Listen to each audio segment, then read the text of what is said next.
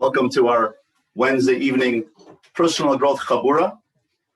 Tonight's parsha is Parshas Noach, and tonight we're going to talk about the surah, the form of man, and how to make a name for ourselves.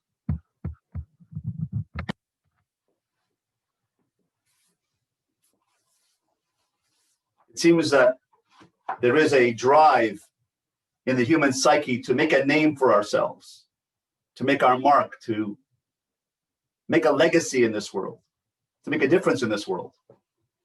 And we can learn from the Torah on a level of personal growth how we can make a real name for ourselves from understanding the moral message of Noach. There are two dimensions or two parts of life. One is called surah. Surah, T-Z-U-R-A-H, surah, tzadi vav reshe, means purpose, essence. There is an essence of life. And then there is chomer. Chomer means the raw material of life, the physical dimension of life, the means, the ends, the purpose, the meaning, the tachlis, the destination is surah, essence, and the means to get there is chomer. When we said God created shamayim, sham, there, destination, destiny, that's essence. The essence of life is to achieve destiny, personal destiny, which means the full development of your character. The purpose of life is to become the best person you can become.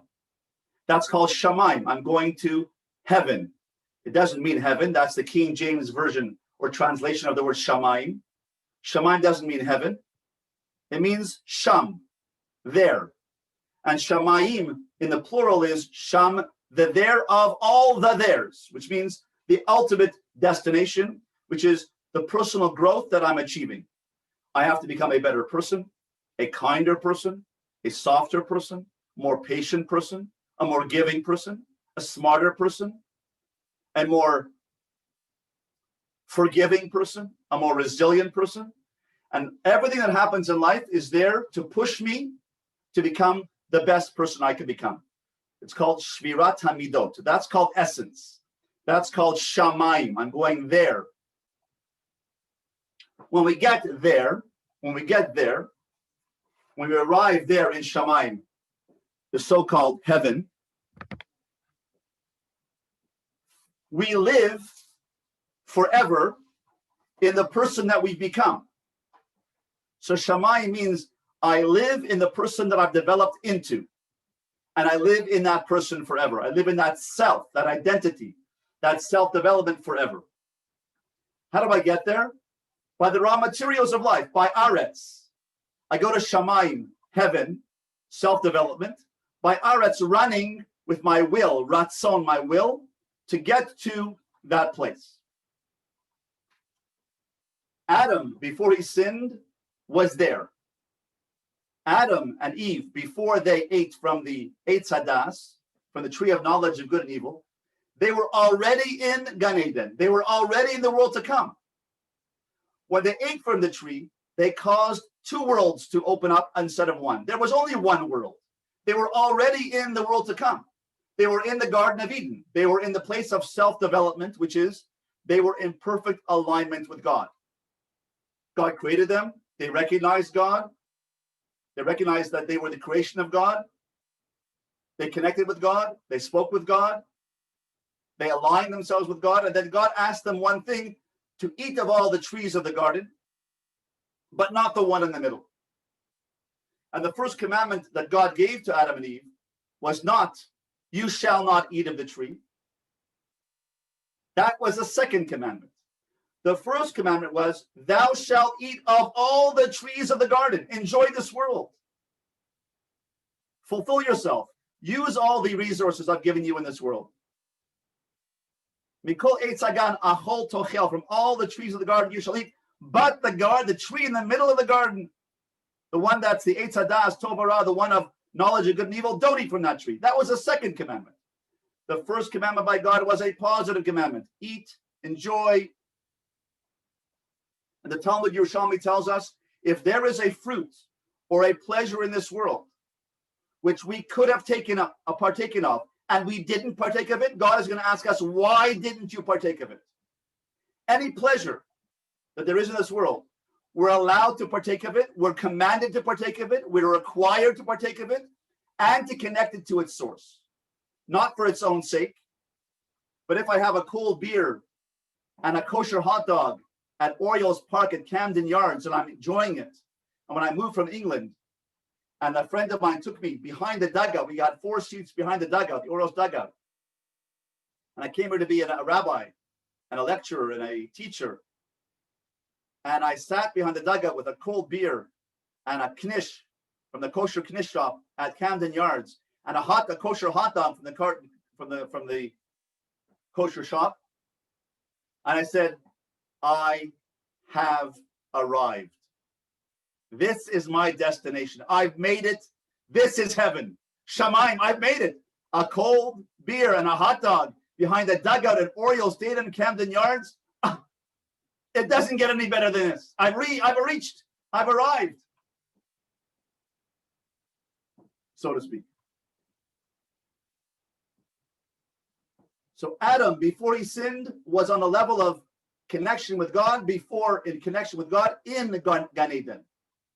After he sinned, after he made his mistake, 2 worlds opened up. Instead of one world, the world to come, God took the one world and said like this. Oh, now you have to be in this world. You have to run, and you have to work for a living. And a woman now has to give birth in pain, and you have to have travail and struggle and challenge in life, and you have to survive those tests to get there, to get back to where you were had you not sinned. But there was only one world, Olam Haba, and he was in Gan Eden, in that world.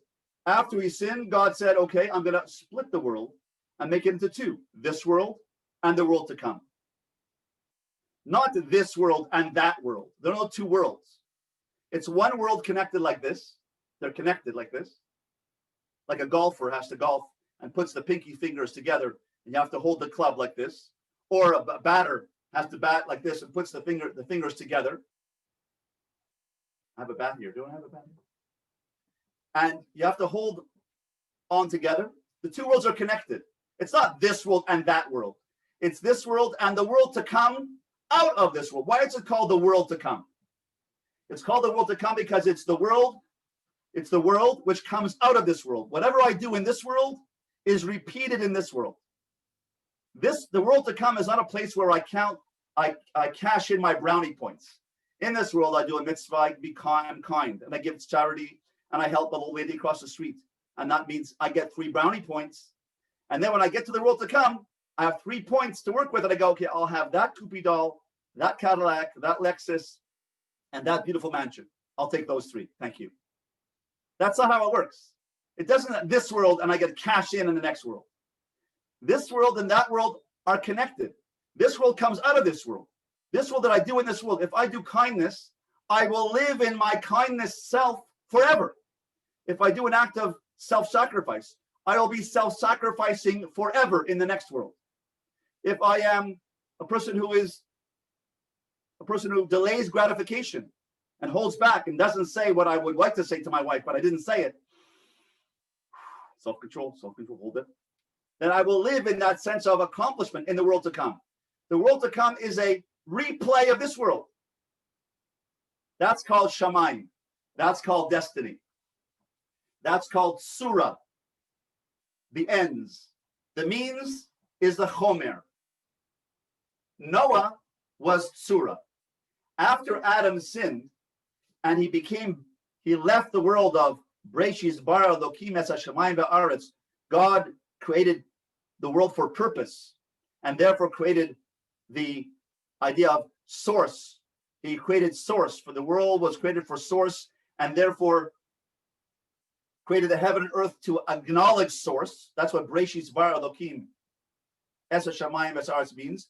In the beginning, he created source, and he created heaven and earth to get to source, to recognize source. Before he sinned, he was already in source, connected to source. After he sinned, he went to the second verse of the Torah. Null and void. The world was null and void, astonishingly empty, and darkness was in the face of the deep. That was the second sentence of the Torah. Adam became the second sentence after he sinned.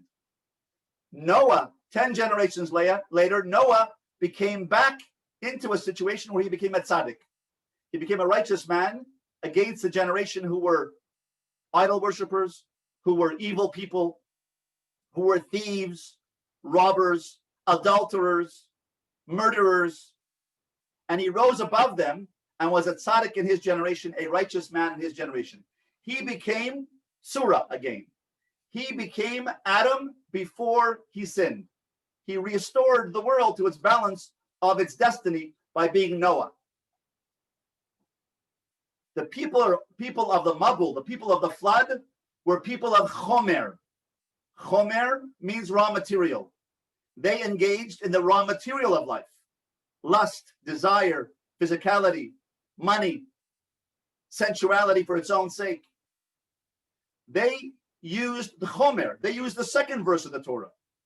Adam and Noah used the first verse of the Torah. Destiny. Surah. Let's look at chapter 1 of Genesis. Hope everyone has with them a Chumash. In Breshis, Genesis chapter 1, verse 26. The Torah says, Vayomer Elokim, God says, let's look at it, chapter 1, verse 26. God says, Na'aseh Adam, let us make man, Bitsalmenu Kidmusenu, in our image and in our form. God said, let us make man, Bitsalmenu, in our image, in the image of God, Kidemusenu, demus, and in the form of God, in the likeness of God, in the image of God, that's Tselem, Salmenu, and Kidemusenu is in the form of God. Now look at the next sentence.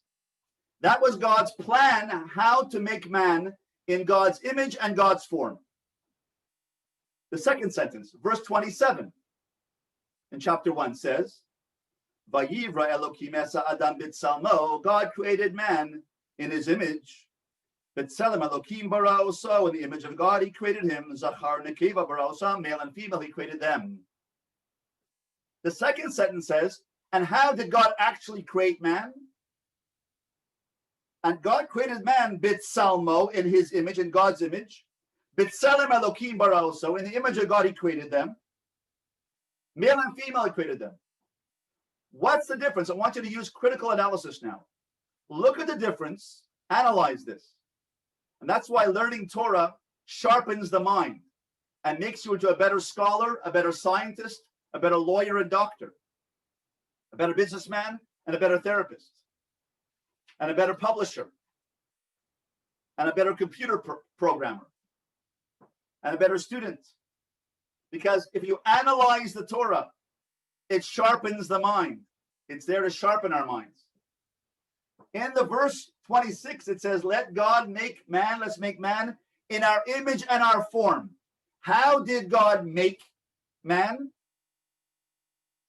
In his image. What's missing? What is missing from the way in which God created man? Can anyone unmute yourself and tell me, what is the difference between God saying, I want to create man in our image and our form, and how he actually created man in God's image? What's missing in the actual formation of man?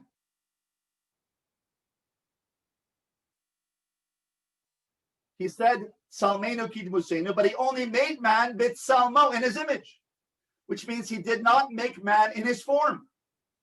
He said he's going to make man in his image and in his form, but he only created man in his image. Why? What do you think?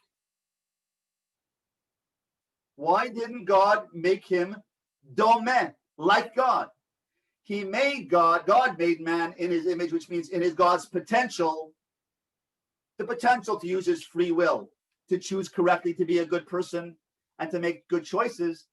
But he didn't actually make man in his form, like him. He only gave us potential.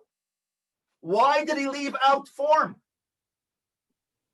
And I hear you saying to me, what? Miles, what do you say? Because we need to use him. We can't be independent. We need to rely on God. And do what? Use his guidance, his instructions. To do what? To Be your best self. To be your best self. Right. Who is that up to? God made us in his image, to be potentially like God. But when it comes to actually actualizing that, who's that up to? Just to us. Right. That's why God left out form. When he actually made man, he made us in potential, but said, now you guys go and you choose correctly. You be in my form when you choose correctly. When you act like God, it's up to you to act like God. I gave you potential. I put in you a tselem Elokim. I put you in a divine potential, a divine image. But to actualize, to self-actualize, that is up to whom? To ourselves. Adam made the wrong choice. He had the potential to be like God, but he failed. And therefore, a second world opened up. The second dimension of the world opened up. This world opened up. And now he has to make choices in this world to get to that world, to get to the world to come. Not that world, but the world to come. Noah redeemed Adam by being a righteous person despite the environment around him. Very difficult to do when everyone's around you is protesting and arguing and fighting and cheating and lying and causing doing adultery. Very hard to resist that kind of peer pressure to join in, isn't it? And yet that's what Noah did. Noah was able to resist that peer pressure. And therefore Noah was a tzaddik, a righteous man in his generation. The people of the flood, they were involved in giving in to their natural instincts. They used their chomer, their physical drives and lusts, and failed to work toward surah, destiny. The Maral tells us that animals walk on four legs, on four. Why? Their head and their body. Here's the head of the animal. Here's the body of the animal. And it walks on four. There's four legs. Here's the head of the animal. The head of the animal and the body of the animal are on the same level because the head is bound by the body. The body and the head are bound together. The head and the legs and the body is on one plane. And therefore the head is influenced by the body. But a man stands upright on two legs. Why, says the Maral? Because the head is above the body. And therefore we have to use our head to drive and guide and channel our body. The animal runs by instinct. Its head is driven by its body. Man stands upright because his mind is above his body. His shamayim, his heavenly self, is above his earthly self. Whereas the animal's heavenly self and earthly self are on the same plane. He's driven by his body, and his mind is influenced by that. But a man stands upright on two legs because his mind is above his body. When we use our mind correctly, that's called da'as. Da'as means knowledge of God. Da'as means knowledge, intellect. And the word da'as really means chibur, connection to God. Using your intellect, the godly self, the tselem Elokim, the godly potential, is having a godly seichel. A seichel, in Yiddish the word seichel, use your mind. use your godly self, use your free choice, and join with God, chibur with God, by using your godly intellect. Therefore, the das, the mind over the body, is meant to socialize, humanize our lusts and our impulses. And our das is revealed on our face, the panim, the face of man.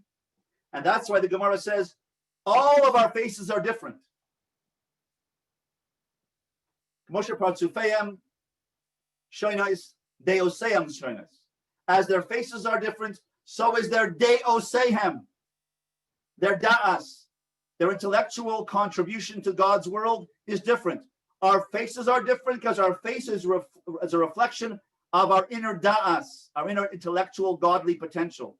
That's why everyone's face is different. Can you imagine 2 eyes, a nose, a mouth, 2 ears? There's very, very few people looking. There look-alikes, it's true.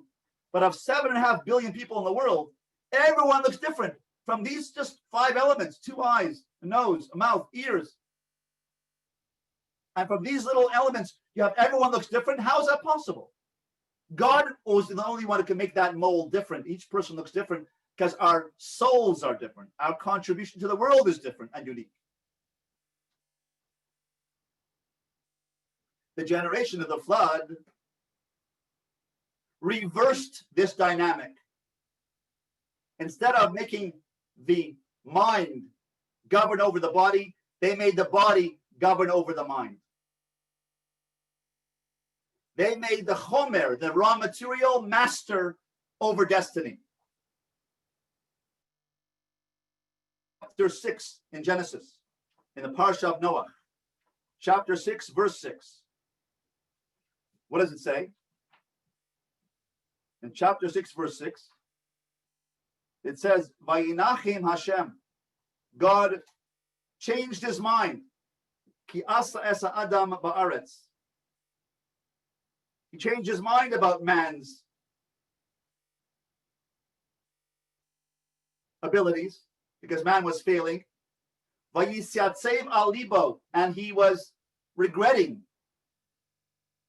He was not regretting himself. He didn't make a mistake. He was regretting for us. When God says angry, he wasn't angry. He was angry for us, that we should be angry. When God said he's sad, it means that it's sad for us. It's so sad that we made such choices. It doesn't mean that God regretted making this decision-making man. He regrets that we did not fulfill our potential and caused our impulses to govern over our destiny. Next verse, verse 7, chapter 6, verse 7. Vayomer Hashem, emche esa adam. I will, it doesn't say kill. It says I will obliterate. I will michui. I will dissolve man.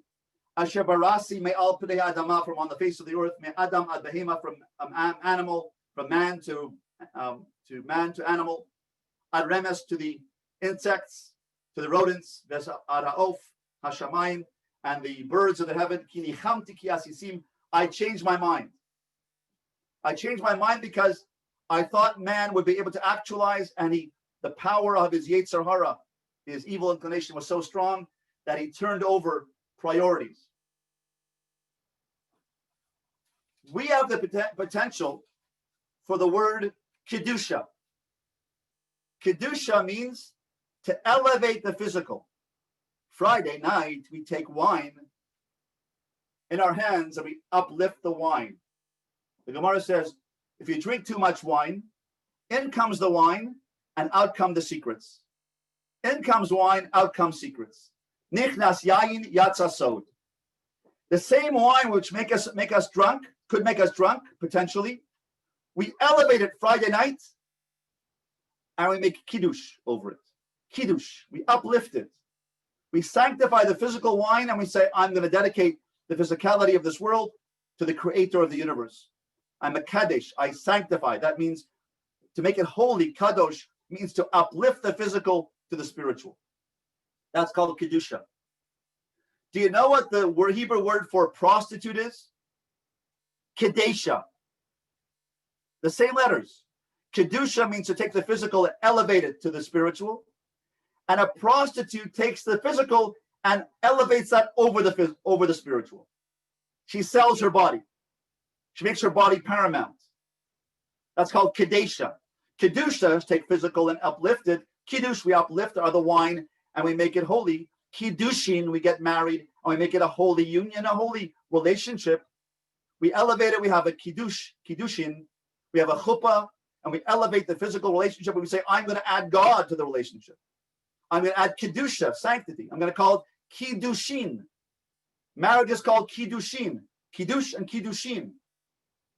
But a kadesh, a prostitute, takes the physical and it runs it over the spiritual. She sublimates her spirituality to the physicality. Same word, kedusha, kadesha. The Maral calls this davar v'hipucho, a matter and its opposite in the same word. That can only occur in the Lashon HaKodesh, can only occur in the holy tongue of Hebrew. So since the Jewish people, since the people of the flood, they reversed the process, since they reversed the process of allowing their physicality to overcome the spirituality, so God too reversed the process of creation and he brought a flood to obliterate creation. And the word mabul comes from the word mivalbel. You know the word Babel, the Tower of Babel? Why is it called Tower of Babel? Because the people were babbling. The word Babel comes from the word mivalbel, which means to mix up. They mixed up their priorities. Since they mixed up their priorities, God runs the world measure for measure. Whatever we do, he reacts to it. Measure for measure. Mida keneged mida. Since they reversed the priorities and put physicality and drives and lusts, and they were destroyed only because of Hamas. Do you know what the Hebrew word for Hamas is? God destroyed the world in the Mabul because of Hamas. Violence. Take a look at that word in Hebrew. Violence. Violence. Take a look at the Hebrew word in the text. Chapter 6, verse 11. Vatishachei haaretz, the world became corrupt. Lifnei Elokim, before God. Vatimalei haaretz Hamas. What does Rashi say is Hamas? One word. Gezel. Robbery. Hamas means robbery. Stealing something by force which doesn't belong to you. They reversed the process. God said, this belongs to Mr. X. They said, no, I'm going to reverse the process. I want that thing. I'm going to reverse the process. So God reversed the process of creation. Since they were mevalbel, they mixed up priorities, then God brought a mabul. A mabul is a flood. The same word. Mevalbel, mix up priorities. God brought a mabul to wipe out that mixing up of priorities. What did Noach do? Look at chapter 9, verse 20. How did Noah change this process? Look at chapter 9, verse 20. Very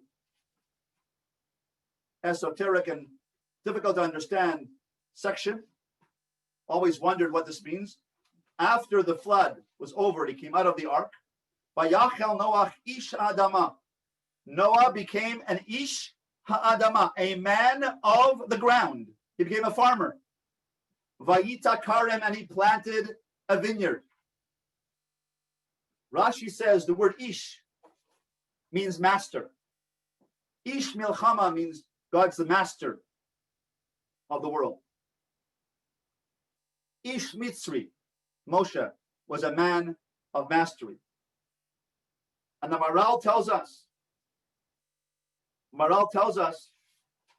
in the Sivos Olam, chapter 15, he was an Ish Adama, a master of his earth, which means a master of his earthly self. Noah was a tzaddik against the generation which were thieves, robbers, corrupt people, because he became an Ish Adama, a master of the earth, means a master of his earthly self, a master of his desires, a master of his lusts and passions, and channel them toward his wife, toward following God's will. Noach refined his character by directing his chomer, his earthly self, his raw material self, to serve his destiny. What was his destiny? God told him what his destiny was. Why did God save Noah from the flood in an ark? Why didn't God, using it at his disposal, any means he could choose, why didn't God hover Noah and his family above the earth in a space capsule, in a bubble, in a giant bubble? Why put him in an ark with all the species of the world, all the animals? Because he said to the world, he was teaching the world a lesson, that the world continues with chesed, feeding the animals, looking after the animals. That's the continuity of the world. Thievery, Hamas, robbery is stealing from you. Chesed is giving to you. The antidote to the destruction of the world, of self-interest, of ego, of me. I want that person. I want that girl. I want that man. I want that thing. I want that cheeseburger. I. When what I, you go, ay. When you're into the I, you go, ay. Because Noah lived in a teva for a year, giving to the animals, because God wanted to teach the world, I want you to realize the world only continues with chesed. Olam chesed yibaneh. The world continues only with giving, kindness. That's why it's important to get married. Because if we're single, we're self-interested. When we get married, we become a giver. The purpose of getting married is to realize I am no longer the center of the universe. I must be a giver to my spouse. That's why we're encouraged to get married. So rabbis get married. In the other faiths, rabbis, the leaders don't get married. The priests don't get married. Because they feel that marriage and intimacy is a bad thing, is an evil thing. The Torah says intimacy is kiddushin, holy. The song of songs, the love song between God and the Jewish people. But elevate the physical to a spiritual. Add God's name to it. Make a chuppah.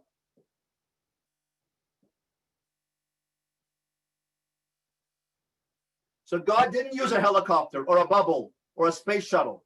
He put him with the animals to feed the animals for a year to show the world that that's chesed, is the continuity of the world. In the book Malas HaTorah, the brother of the Vilna Gaon, the brother of the Gra, says the following: Tachlis kol davar nikra menucha. The purpose of everything is called Menuchah.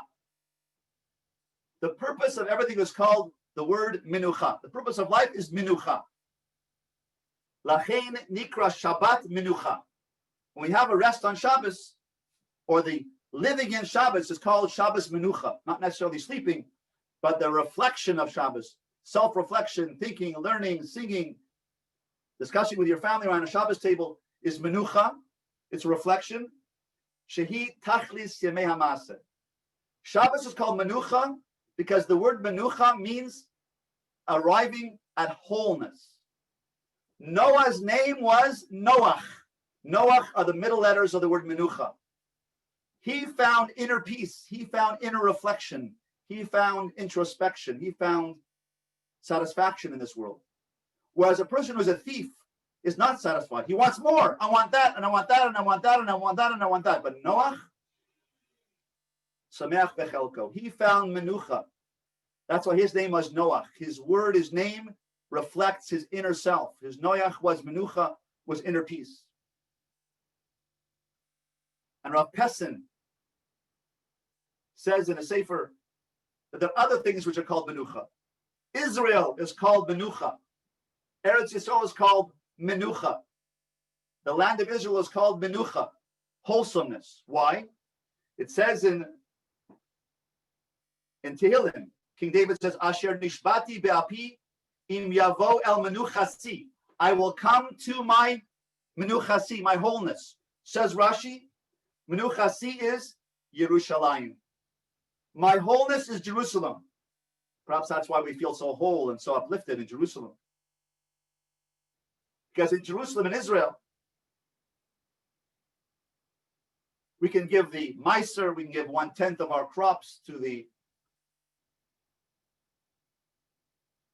a tithe, give 1/20th tuah of our tuah, the truma to the Kohen, and Meiser to the Levi, and Meiser ani to the poor, and we drop sheaves, we give it to the poor, leket shicha, we give korbanos. That's the place where we find wholeness with God. That's why Israel is called Menuchah, a place of wholeness. The temple, Beis HaMikdash, is called Menuchah, a place of spiritual actualization where we connect with God. As it says in Devarim, Ki lo vatem ad ata el ha-menucha vel ha-nachala. You did not come to here, rather than arriving at Jerusalem, Israel, el ha-menucha, says Rashi, el ha-menucha zeh Shiloh. Rashi says, Menucha means Shiloh, the place of the sanctuary of the Mishkan. And Nachala, says Rashi, means Zu Yerushalayim. The Beis HaMikdash, the temple, is a conduit of connection and communication between us and God. That's a place of Menucha. Menucha is wholesomeness, connectedness, intertwining with God. That's what Menucha means. Doesn't mean physical rest, it means a spiritual wholesomeness. That's why Jerusalem is called Menucha, Israel is called Menucha, the temple is called Menucha, and the world to come is called Menucha. It's a place of spiritual actualization where we live in the reward of ourselves, the place of self-development. That's what the world to come is, a place where I develop myself and I live in the self I become forever. And Rashi says, and Tehillim 23, Chav Gimel, Binos Deshe Yarbitzeni, Al Me Menuchos Yenahaledi. God, let me walk in green pastures, and on still waters may you guide me. The famous Psalm 23. What is Al Me Menuchos, says Rashi? Still waters? Olam Haba. Still waters means the place of calm. Right now, in this world, I have raging waters. I have raging impulses, raging feelings, tormented feelings of ups and downs and feelings and happy and sad and emotions. I'm raging. I'm in turmoil. I'm in a raging sea. I'm in a mabul. I'm in a torrential downpour of waters and flowing waters up and down. But in the will still waters, when I work through all these issues and I become a person who has mastery over myself, I find my inner peace, my soul state. I find my Noach. I find my Menucha. I find my Shabbos. I find my contentment. I arrive at my spiritual destination.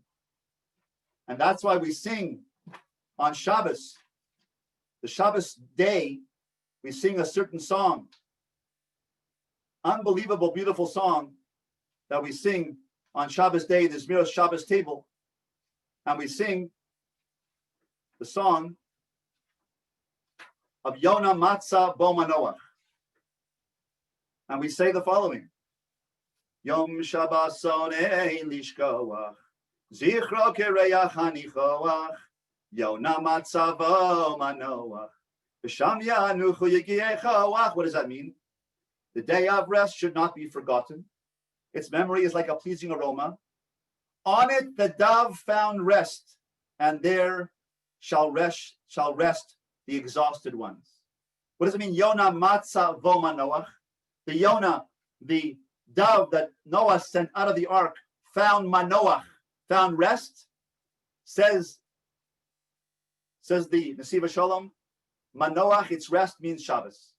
It found Shabbos. It found Menucha. It found spiritual contentment, spiritual wholeness, inner serenity, inner peace. That's what Shabbos is. A time when we no longer are bound by technology, by running around in a car, by going to movies, by running to the show or the store or shopping, clearing my car. I rest with myself. I spend 25 hours in introspection with myself, my family, going to shul, thinking, learning, singing, drinking l'chaim, kedusha, uplifting the physical, live in purpose. That's what Shabbos is. Shabbos means I live in arriving at purpose. Noach lived purpose. Compared to the rest of the world, the Dor HaMabul, who was involved in physicality, and they were not settled with themselves. They wanted more and more and more. He was happy with his wife, his 3 sons, his daughters-in-law, in the Teva, in the ark. He was spiritually contented. And that's what Shabbos means. 6 days you shall work, and the 7th day you shall rest means 6 days you shall work on yourself, and the 7th day you shall rest and reflect on the person you become. That's what Sheish is Yamim Tavod, Vasisekom Lachtecha, V'yom HaShvi Shabbos L'Hashem Elokecha. 6 days you shall work on yourself, and the 7th day reflect on the person that you worked upon all week and the new person that you become. If all we are on Shabbos is 1 week older and 1 week more tired than we were last week, we missed the point of Shabbos. Shabbos is the point of Shabbos is to work on ourselves. This week I want to work on being more patient. I want to work on being more happy, more even-tempered, more hopeful, more positive. And I work on that all week long. And on Shabbos comes, I find my spiritual Menuchah, my spiritual actualization, by reflecting and saying, wow, it's much better to be contented. It's much better to be calmer. It's much better not to be angry on Shabbos. I worked on that all week, and now I reflect on it. I walk to shul, I think about it, I learn, I reflect, I look into the heavens, I think, I reflect. It is much better to be master over myself. I worked on myself all week. 6 days I work on myself. The 7th day I reflect on the person that I become. So rest on Shabbos does not mean the absence of work. It's not an old-fashioned idea that, since those days, they had flint rocks and they had to make fire with flint rocks. Today, we just flip a switch and therefore today, it's not work. I can turn on a light on Shabbos, chas v'shalom, because it's not work. They had to turn on fire because flint was hard to do. But today, drive a car, it's nothing. When you turn on a car, you create a circuit. You create something new. When you turn on a light, you create a circuit. You burn something. On Shabbos, leave it alone. On Shabbos, God says, find rest. Be at rest with the world. Be at one with the world. Find out what happens when you rest for Shabbos and you don't interact with the world in a masterful way. You don't master the world. You leave it alone as it was when it was created. Find equanimity, peace with the world. Peace with the world. Leave it alone. You'll find peace within yourself. That's what Noah did. His whole life was a life of Menuchah. And he worked on himself his whole life to be a tzaddik, b'dorasav, a tzaddik in his generation, because he was able to go counteract against the lust and the desires of the generation and rose above it. That is called true rest. And that is why he achieved surah, where they, the generation of the flood, were chomer, they were raw material, they were like a chamor. The word chamor is a donkey. It's the most physical beast of burden. Chamor is chomer, made of material.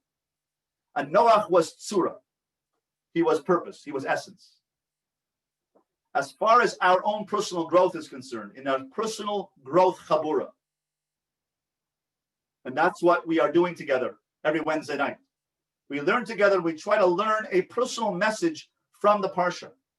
God is talking to us, speaking to us.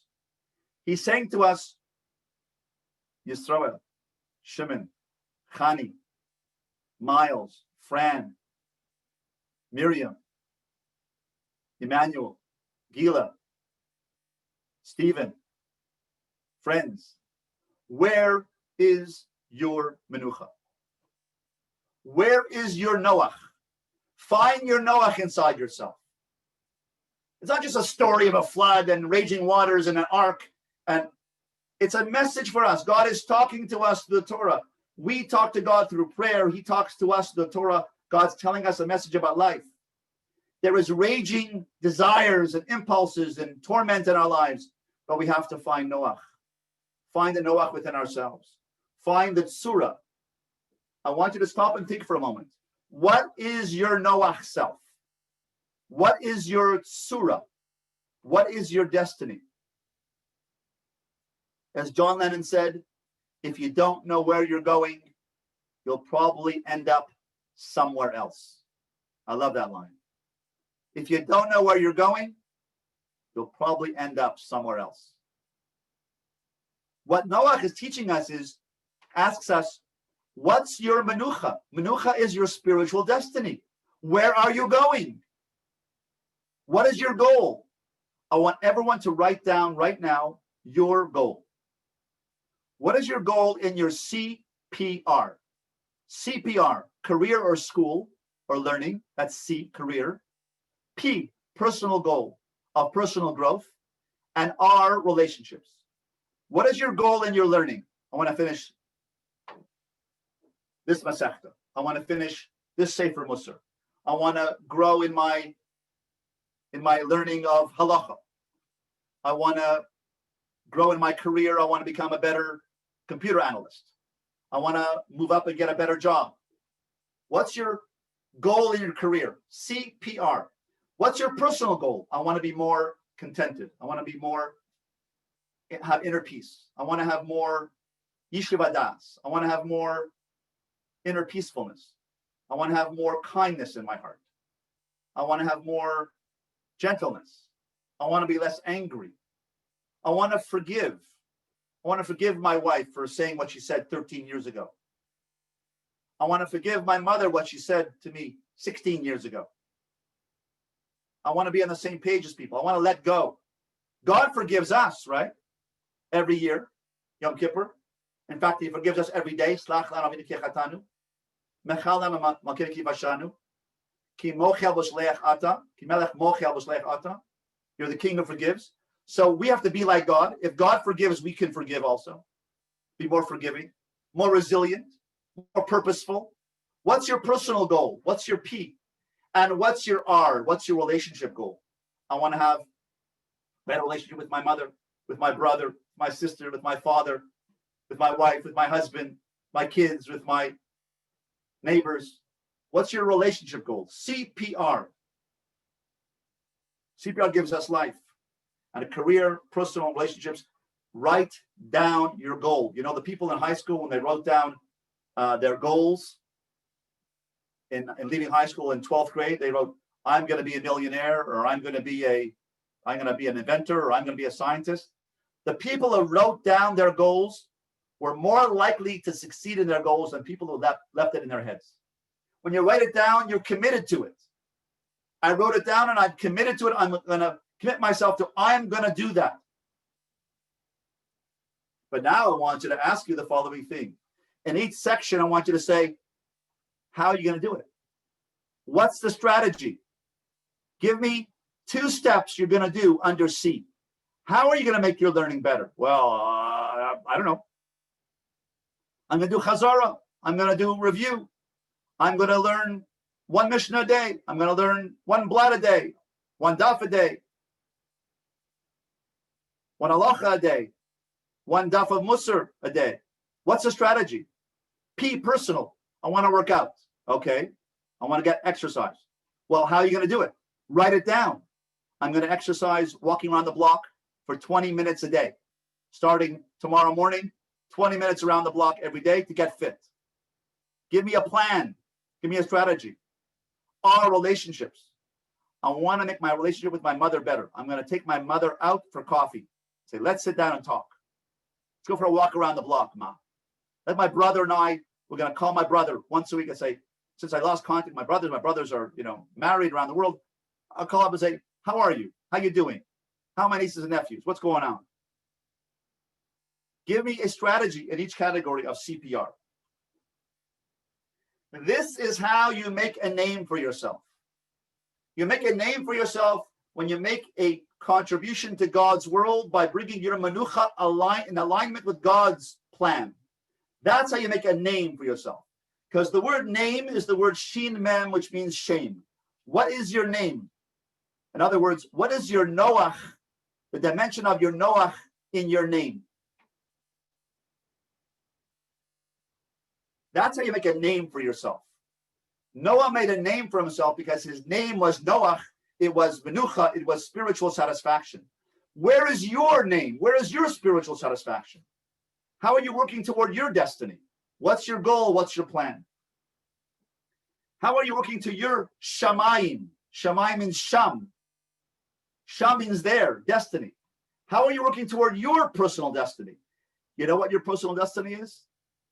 Your career, your personal growth, and your relationships. What are your goals? Means what are you going to do to achieve your Noach self, your Menuchah self, your spiritual actualization self, like Noah did? By making a name for yourself. Because the word name, shin, mem, shame, are the two middle letters of the word neshama.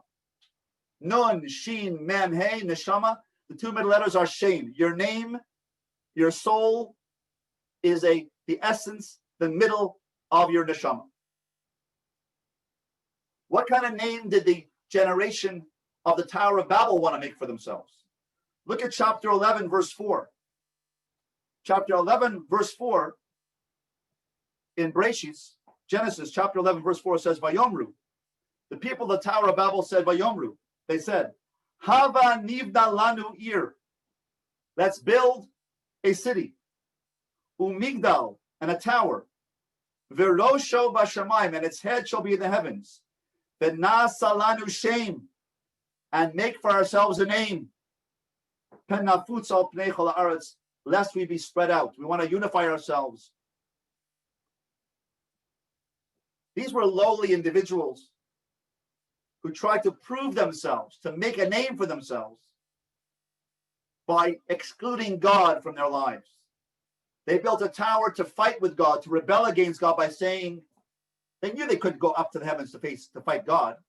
But they were saying us, we can make a city and engineer our city and have a city without godliness. We can do this ourselves. We'll make a name for ourselves. We can do this ourselves. We don't need any kedusha, sanctity, spirituality, goals, destiny. We'll live for the city itself, the tower itself. We're going to live in our technological expertise. We are scientists, engineers, architects, draftsmen. We can do everything. We can build the city by ourselves. Let's make a name for ourselves. Nasa lanu shem.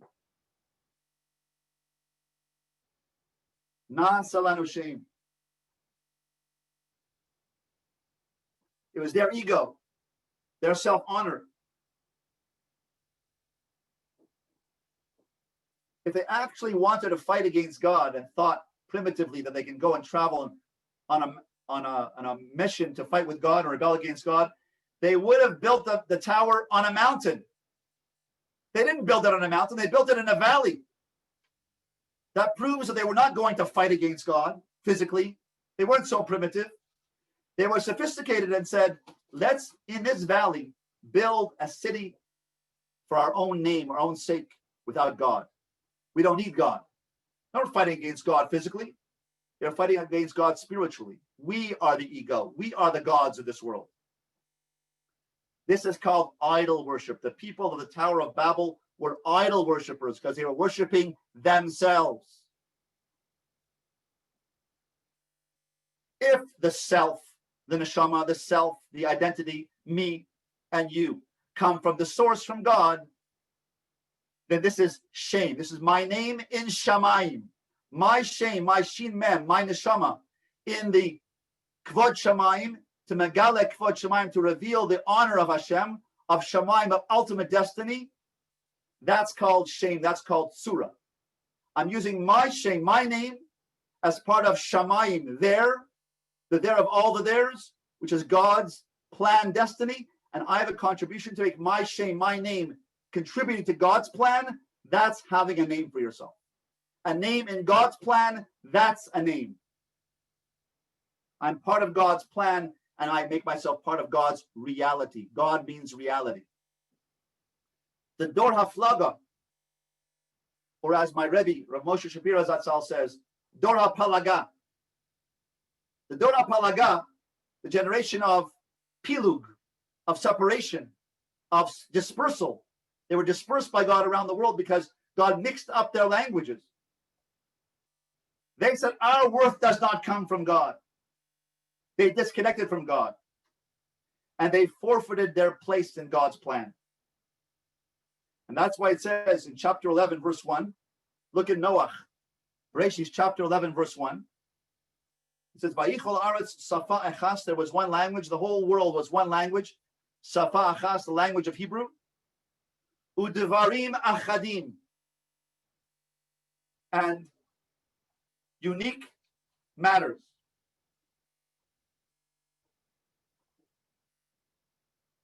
And of unified words.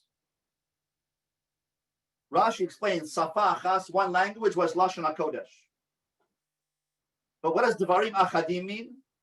Unified words. They came with one unified plan of action, and they said, God does not have the right to select for himself alone the higher realms.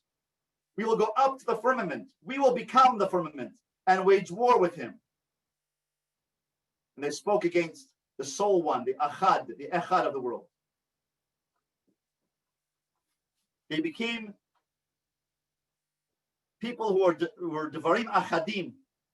They wanted to take action of unified words, Achadim, Echad, one words, one purpose, to uproot godliness from the world. We don't need God, they said. Why wipe them out? By separating them because they were unified, so God, Mida connected Mida, disconnected them. They couldn't understand each other, and they're separated to all the 70 languages of the world. You want to come unified to fight against God? Mida connected Mida, God will separate you around the world. What was the Mida connected Mida of the flood? What was the measure for measure of the flood? Water has no form. The Rambam says, water has no tzura. Water takes on the shape of the container that it's in. Water itself has no form. It spreads out everywhere. And the Zohar tells us there are 4 elements that God used to create the world. Water, air, earth,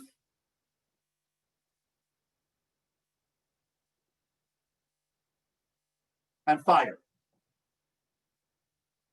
4 elements of the world, which are 4 elements in us. 4 elements in the world, air, fire, water, and earth, also find themselves in ourselves. We have earthiness. We have earth in ourselves. We get depressed. We're grounded. Sometimes we're grounded, and sometimes we're so grounded, we're depressed. Earth. Sometimes we're air. Air is the power of speech. But air could also be the power of gaiva, haughtiness, air. I'm full of hot air. Air. Fire. The passion for doing the right thing. Eish HaTorah. Bris Eish. The word Bereshis is the word Bris Eish. A covenant of fire. Bereshis. Bris Eish, says the Gra. Or Eish, fire of anger. Kas. A fire in me. Angry. And that's fire in me. I can have the earth in me drag me down. I can have the air in me make me haughty and arrogant. Gaividik. I can have the fire in me be angry and put other people down and scream at people. And the water in me is the passion, the lust, the desire. Water can also flow and give. Water can give, and water can also take. Water is instinct, impulse, and desire. The generation of the flood of Dor HaMabul were desiring everything, and they took everything, and therefore God, Mida connected Mida, used water, Mida connected Mida, to obliterate their desire. The flood came to flood out their flooding desires. Mida connected Mida. They did Gezel. They stole from each other. The message that we can take away from this, as we have a personal growth chaburah, to grow personally, that's the purpose of the Torah. Torah Horah means that I should grow from the lessons of the Torah. We should grow. There is a Noach within each of us. And by choosing to live in our own ark, above the raging waters of our impulses, our desires to be angry, to be depressed, to be haughty, to be lustful, those are the raging waters. My fire, my anger, my earthiness, my depression, my air, my haughtiness, and my water self, my turbulent self, my desire and lustful self. I want more and more and more and more. If I rise above it and live in an ark above those waters, then I use the fire of passion to be a servant of God, to be a better person, to grow as a person, the fire of Torah, to learn Torah with fire. I can use the ark to be a giver like Noach, give water to the animals, be a giver, a flowing person who gives. Earth, I can be down to earth and humble, not depressed, but humble.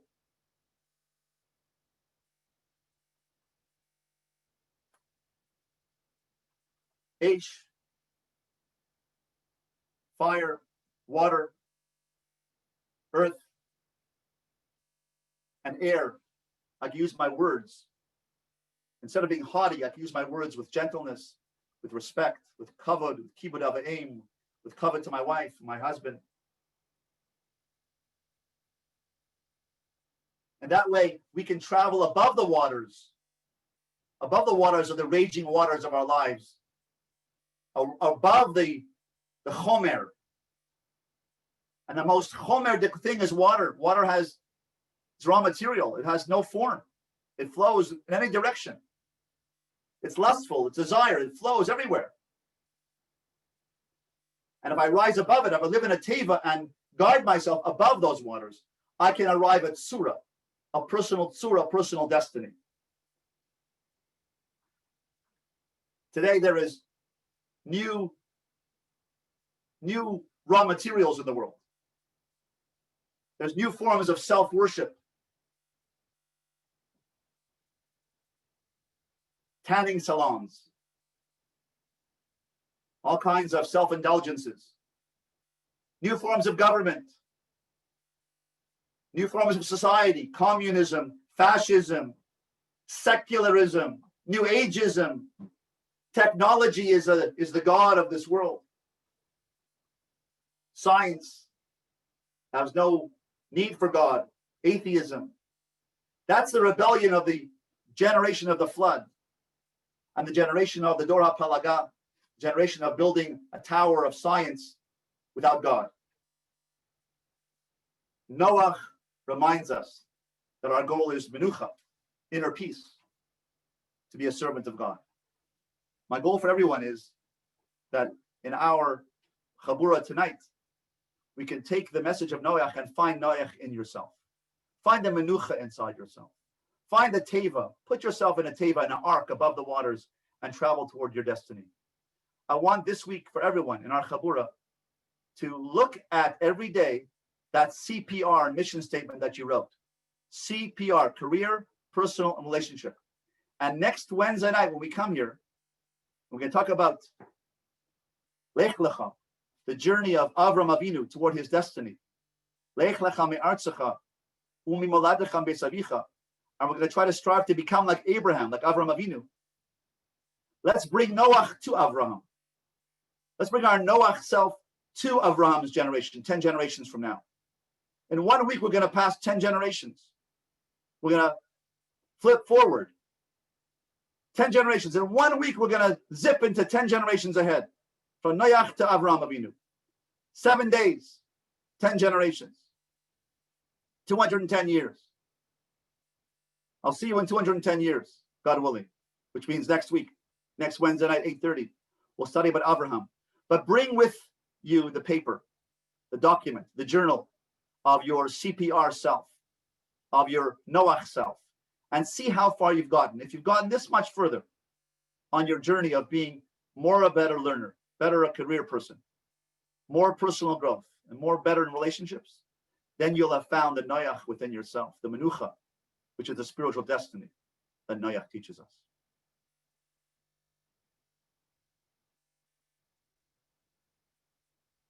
See you in 210 years next week.